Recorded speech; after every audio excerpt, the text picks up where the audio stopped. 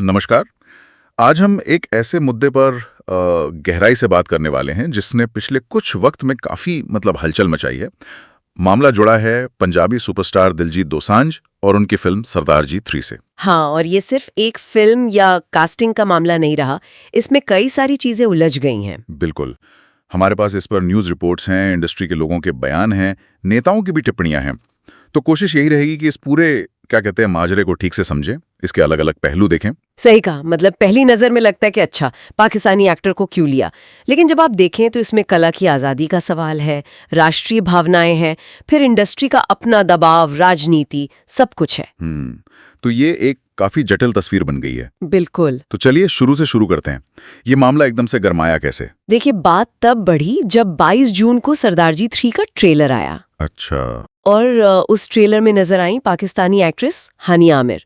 अब दिक्कत ये हुई कि ये ट्रेलर आया अप्रैल में, जो पहलगाम में आतंकी हमला हुआ था, उसके कुछ ही समय बाद। हाँ, वो तो माहौल काफी तनाव वाला था उस वक्त, भारत पाकिस्तान के बीच। बिल्कुल। तो उस माहौल में हानिया आमिर का ट्रेलर में दिखना, इसने जैसे आग में घी का काम किया। टाइमिंग आप कह सकती हैं वो सही नहीं बैठी। हाँ, समझ गया। और फिर इंडस्ट्री की तरफ से रिएक्शन आया, वो FWIC वाला। हाँ, तुरंत federation of western India cine employees, FWIC जिसे कहते हैं, उन्होंने न सिर्फ खुल के नाराजगी जताई, बल्कि सीधी मांग कर दी कि दिलजीत को बॉर्डर 2 से हटाया जाए। अरे, बॉर्डर 2 जैसी बड़ी फिल्म से हटाने की मांग, ये तो काफी सीरियस बात हो गई। बहुत सीरियस। और यहीं पर फिर दिलजीत का भी अपना पक्ष सामने आया। हाँ, उन्होंने क्या कहा? उन्होंने ये साफ किया कि भाई, सरदार जी 3 की जो शूटिंग है वो तो इस हमले से कई महीने पहले ही पूरी हो चुकी थी। अच्छा, शूटिंग पहले की थी। हाँ, और जब ये बॉर्डर 2 से हटाने वाली खबरें उड़ने लगी तो उन्होंने चुपचाप सेट से एक BTS वीडियो शेयर कर दिया, एक तरह से ये दिखाने के लिए कि देखो, मैं तो यही हूँ, फिल्म का हिस्सा हूँ। ये भी एक तरीका था जवाब देने का। बिल्कुल। और एक और दिलचस्प बात हुई, उन्होंने सोशल मीडिया पर पाकिस्तानी थिएटर से मिले अच्छे रिएक्शन का जिक्र करते हुए सवाल पूछा, सेंसर्ड बिफोर रिलीज। ओह, रिलीज से पहले ही सेंसरशिप, इशारा इसी तरफ था।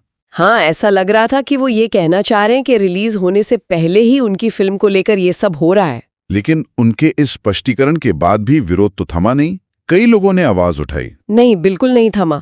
आदित्य नारायण जैसे सिंगर सामने आए, कहा देश पहले। उन्होंने दिलजीत को सुधार करने की सलाह तक दे डाली। हाँ, मैंने पढ़ा था। और अभिजीत भट्टाचार्य ने भी कुछ तंज कसा था शायद। हाँ, उनका भी बयान आया था। और सिर्फ सिंगर्स ही नहीं, रूपाली गांगुली, मीका सिंह, इन जैसे जाने माने चेहरों ने भी इस मांग का समर्थन किया कि हाँ, दिलजीत को बॉर्डर 2 से हटा देना चाहिए। तो ये क्या लगता है आपको, ये वाकई सिर्फ देशभक्ति का उबाल था या इंडस्ट्री की कोई अंदरूनी पॉलिटिक्स, कोई खींचतान भी चल रही थी? देखिए, ये कहना तो बड़ा मुश्किल है कि सिर्फ एक ही चीज थी। जाहिर है, राष्ट्रीय भावनाएं उस वक्त बहुत ऊपर थीं और कई लोगों के लिए ये शायद वाकई देश प्रेम दिखाने का तरीका हो। लेकिन इंडस्ट्री में भी तो अपनी इक्वेशंस होती है, कंपटीशन होता है। कौन जानता है, हो सकता है कुछ लोगों ने इस मौके का फायदा उठाया हो, अपनी भड़ास निकालने के लिए या किसी और वजह से। नसीरुद्दीन शाह ने तो इसे साफ साफ डर्टी ट्रिक्स कहा। हाँ, नसीरुद्दीन शाह का आपने जिक्र किया, तो समर्थन वाली आवाजों की भी बात कर लेते हैं। वो अकेले तो नहीं थे जो दिलजीत के साथ खड़े हुए। नहीं, बिल्कुल अकेले नहीं थे। नसीरुद्दीन शाह ने तो बहुत मजबूती से स्टैंड लिया।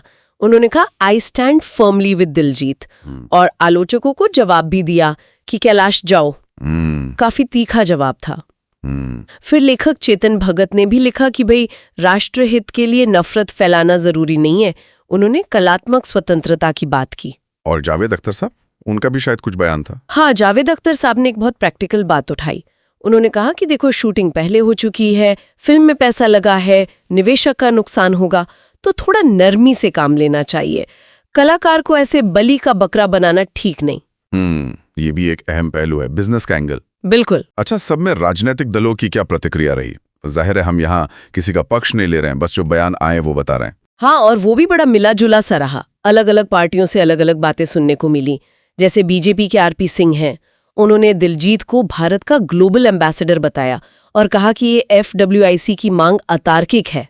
अच्छा। वहीं पंजाब कांग्रेस के जो नेता हैं, प्रताप सिंह बाजवा, उन्होंने कहा कि ये कलात्मक स्वतंत्रता पर हमला है और दिलजीत ने तो हमेशा पंजाबी और भारतीय संस्कृति को दुनिया में बढ़ाया है। और सिर्फ पार्टियां ही नहीं, एएपी के विधायक, यहाँ तक कि अकाल तख्त के जत्थेदार की तरफ से भी अपील आई कि भाई नफरत मत फैलाओ, कट्टरता ठीक नहीं है।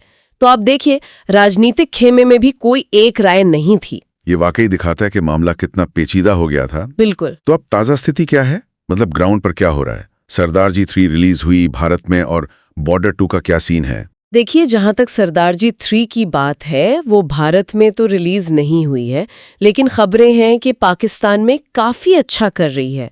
वहाँ शायद रिकॉर्ड 15.5 करोड़ पाकिस्तानी रुपए कमा चुकी है। ओह, तो पाकिस्तान में चल रही है? हाँ, और बॉर्डर 2 को लेकर FWIC का दबाव बनाने की बातें तो अभी भी चल रही हैं, लेकिन जैसा मैंने पहले कहा, दिलजीत के सेट पर होने वाले वीडियो यही इशारा कर रहे हैं कि वो फिलहाल फिल्म का हिस्सा है। तो स्थिति अभी भी थोड़ी धुंधली है, पूरी तरह साफ नहीं है। तो कुल मिलाकर देखें तो एक फिल्म की कास्टिंग ने कितना बड़ा मुद्दा खड़ा कर दिया।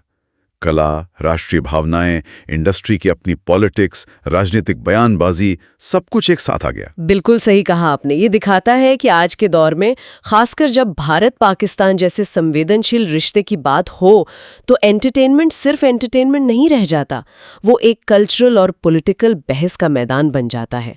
और दिलजीत क्योंकि एक ग्लोबल चेहरा है, तो मामला और भी बड़ा हो गया। हाँ, ये बात तो है, उनकी विजिबिलिटी बहुत ज्यादा है। बहुत ज्यादा। तो ये पूरी चर्चा हमें एक बहुत ही अहम सवाल पर लाके खड़ा कर देती है। वही कि कला और राष्ट्रीय भावना, इनके बीच वो सही संतुलन कहाँ है, वो महीन रेखा कहाँ खींची जानी चाहिए।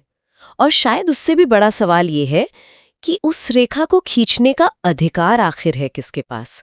इस पर सोचना बहुत जरूरी है।